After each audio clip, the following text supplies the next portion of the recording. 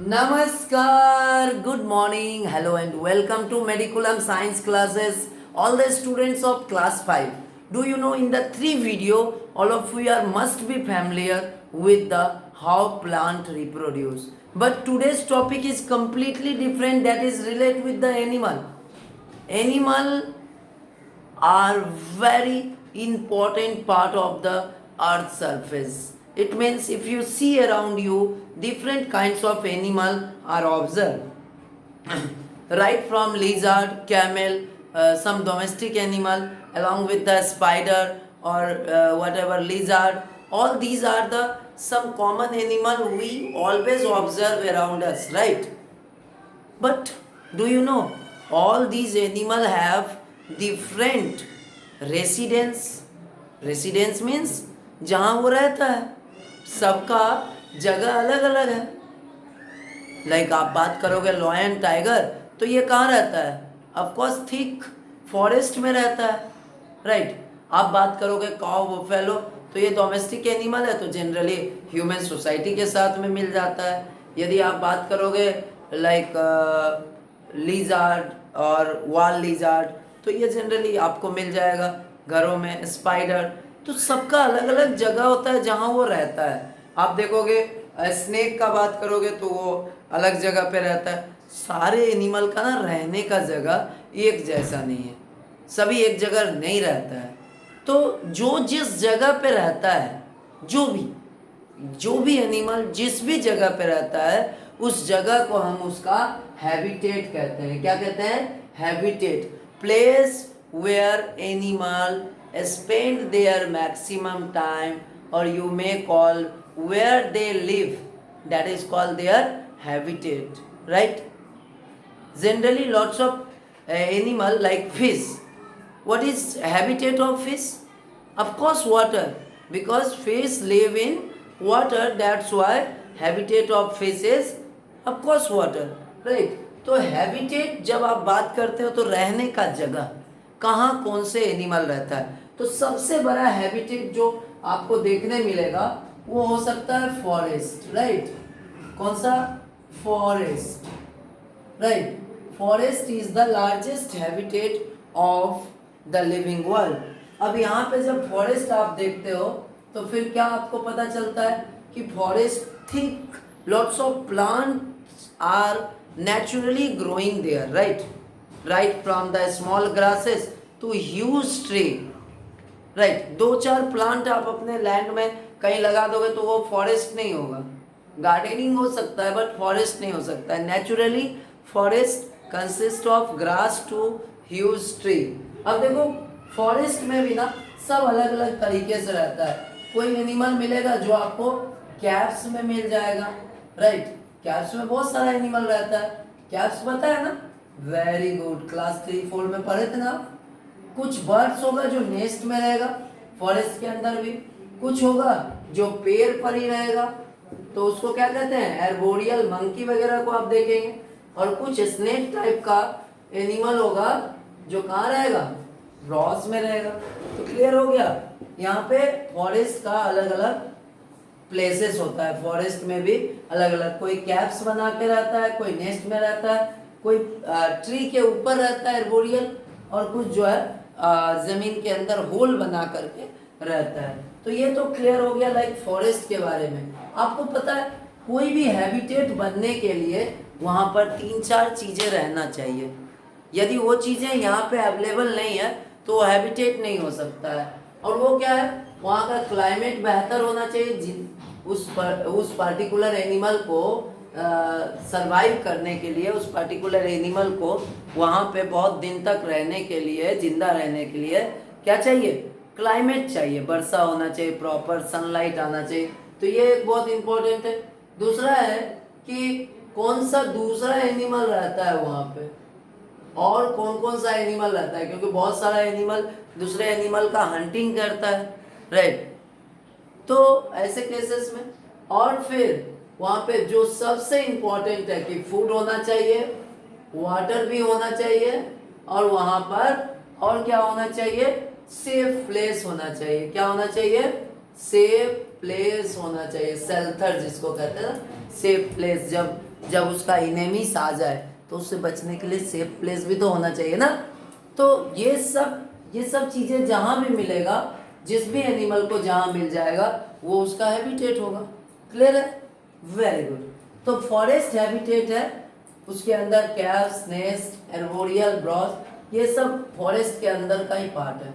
आप दूसरा पार्ट में जाओगे तो आपको मिलेगा डेजर्ट, राइट। कौन सा पार्ट मिलेगा? डेजर्ट, जहाँ पे फॉरेस्ट से थोड़ा अलग होगा। यहाँ पे काफ़ी प्लांट था, यहाँ पे बिल्कुल प्लांट कम होगा या फिर नहीं होगा। समझ में आ रहा है? या तो प्लांट बहुत ज़्यादा, बहुत ज़्यादा फॉरेस्ट, बहुत ज़्यादा प्लांट है नेचुरली ग्रोइंग, तो वो फॉरेस्ट होगा। और दूसरा जो पोर्शन है जहाँ प्लांट बिल्कुल नहीं होगा, कुछ कैक्टस का प्लांट ही मिल पाएगा, उसको क्या कहते हैं? डेजर्ट कहते हैं। अब डेजर्ट में किसी को भी जिंदा रहने के लिए ना कंडीशन अलग अलग चाहिए किसी भी एनिमल को। लाइक वो अपने साथ में वाटर बहुत ज़्यादा कैरी कर लेता हो, बहुत ज़्यादा वाटर का उसका यूज़ कम से कम वाटर को करता हो।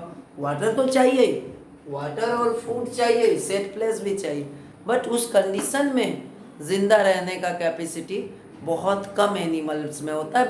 But lots of animal are there which can survive there, that is of course lizard, snake, lots of snakes are there which can be survive there. Of course आपको ostrich मिल जाएगा वहाँ पे, हाइना birds मिल जाएगा, जो ये सब कुछ एनिमल है जो आपको डेजर्ट में मिल जाता है। यहाँ पे स्पेशली कैमल बहुत इम्पोर्टेंट है। कैमल के पास ना एक स्पेशल ऑर्गन होता है जिसको क्या कहते हैं पता है? ऑर्गन नहीं, वो देखेंगे इस तरीके से आगे के तरफ में बना हुआ रहेगा कैमल का, इसको क्या कहते हैं पता है? हम यहाँ पे क्या करता है, वो फैट को स्टोर करके रखता है। यदि फूड बहुत दिन तक नहीं मिल रहा है तो यहाँ से ये फूड ले सकता है, राइट। और उसके पास कैपेसिटी होता है एक ही बार में बहुत सारा पानी पीने का। फिर आप चलो तीसरा जो है पोलर रीजन। पोलर रीजन क्या होता है? पोलर रीजन क्या होता है? पोलर रीजन क्या होता है? सोचो सोचो सोचो। अभी क्या हुआ ना, अर्थ के नॉर्थ पोल और साउथ पोल, यहाँ पे बहुत कम सनलाइट होता है, यहाँ पे विंटर काफ़ी होता है, तो यहाँ पे आइस का ना कैप बना हुआ रहता है, आइस कैप बना हुआ रहता है। कंडीशन बहुत ज़्यादा ठंडा होता है। डेजर्ट में कंडीशन बहुत गर्म था, बहुत ज़्यादा हॉट कंडीशन था। और यहाँ पे क्या हो रहा है, कंडीशन बहुत ज़्यादा कोल्ड कंडीशन है। ऐसे कंडीशन में रहने के लिए जो भी एनिमल, पोलर बियर, पेंगुइन, जो भी एनिमल रह पाता है वो इसीलिए क्योंकि उसके पास बहुत ही मोटा सा कोट है, थिक कोट ऑफ फर है। What is it? Thick coat of fur, जो क्या करता है, बाहर के विंटर कोल्ड को अंदर आने नहीं देता है। समझ में आ रहा है? बाहर के कोल्ड को अंदर आने नहीं देता है। कौन? बहुत मोटा सा थिक कोट ऑफ फर होता है जो आने अंदर नहीं देता है किसको? बहुत ठंडा को। अब ये तो पोलर बियर है ही उसका। अभी जो नेक्स्ट है वो क्या है? वाटर। वाटर भी बहुत बड़ा हैबिटेट है जिसमें बहुत सारे एनिमल्स रहते हैं, स्पेशली फिश, बचपन से आपने पढ़ा। इसके अलावा भी क्रोकोडाइल और भी बहुत सारे एनिमल है जो वाटर में रहता है। अभी इसके पास कुछ चेंजेस आना चाहिए, उसके बॉडी में कुछ स्पेशल स्ट्रक्चर होना चाहिए। जैसे हम लोग नोज से सांस लेते हैं, बट फिश किससे लेगा? गिल्स से लेगा, गिल्स से लेगा, राइट। फिश किससे सांस लेगा? गिल्स। उसके पास एबिलिटी होगा कि वो वाटर में भी सांस ले सके।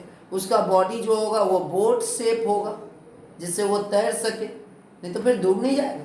तो फिर ये बातें होगा, बोट शेप होगा जिसमें वो इजीली स्विमिंग में हेल्पफुल होगा। उसके पास फिन्स होगा, या बाकी एनिमल्स के पास भी कुछ ना कुछ इस तरीके का स्ट्रक्चर होता है जिससे वो वहाँ जिंदा रह सकता है, राइट। और कुछ एनिमल होगा, ये जो वाटर में रहेगा उस एनिमल को क्या कहेंगे? Aquatic animal. क्या कहेंगे? Aquatic animal. जो वाटर में रहेगा उसको एक्वेटिक एनिमल। तो अब चलो, कुछ एनिमल होता है जो वाटर में भी रह लेता है और लैंड पर भी रह लेता है। ये तीनों लैंड का ही कंडीशन है। तो उस तरह का एनिमल को क्या कहते हैं? एम्फीबियन कहते हैं। क्या कहते हैं? एम्फीबियंस कहते हैं। एम्फीबियन मतलब those animal which can live on both land and water is called amphibian. Clear हो गया? Very good. तो आज हम लोग क्या पढ़े? हैबिटेट के बारे में। सारे एनिमल का हैबिटेट अलग अलग होता है, राइट? हैबिटेट जनरली देखें तो कितने टाइप का हमको मिल गया? फॉरेस्ट हो सकता है, डेजर्ट हो सकता है, पोलर रीजन हो सकता है, वाटर हो सकता है, राइट? कुछ एनिमल होता है जो केवल मैक्सिमम टाइम स्पेंड करता है एयर में, हवा में, तो उसको एरियल एनिमल कहते हैं, right? So animal can be classified on the basis of their habitat into different group. Some animal are arboreal animal which spend their maximum time on tree. Some are of course terrestrial animals, some are aquatic animals, some are the aerial animal, while some are the amphibians, right? So that is the enough for today. I hope you must understood that particular sections. Next day we will see about the breathing, कि animal सांस कैसे लेता है। सब अलग अलग animals अलग अलग तरीके से सांस लेगा। Okay, bye.